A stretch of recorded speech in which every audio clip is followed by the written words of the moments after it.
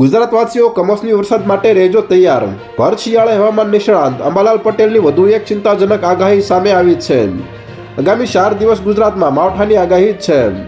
આજથી 8 ડિસેમ્બર સુધી ગુજરાતમાં વરસાદ પડી શકે છે. ફેંગલ વાવાઝોડાના કારણે અરબ સાગરમાં ડીપ ડિપ્રેશન બન્યું છે, જેના કારણે દક્ષિણ ગુજરાતના કેટલાક વિસ્તારમાં કમોસમી વરસાદ પડી શકે છે.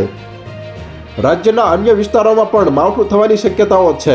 અંબાલાલ પટેલના જણાવ્યા અનુસાર 4 થી 8 ડિસેમ્બર દરમિયાન ફેંગલ વાવાઝોડાની અસરના કારણે અરબ સાગરમાં ડીપ ડિપ્રેશન બનશે. તેથી સૂર્ય જ્યેષ્ઠા નક્ષત્રમાં આવતા વાયુક્ષોભ આવવાની શક્યતા છે. તેની અસરને પગલે પૂર્વીય મધ્યપ્રદેશ, દક્ષિણ રાજસ્થાન, મધ્ય અને દક્ષિણ ગુજરાતના ભાગોમાં વાદળવાયુ આવતા ક્યાંક છાંટા પડવાની શક્યતાઓ છે.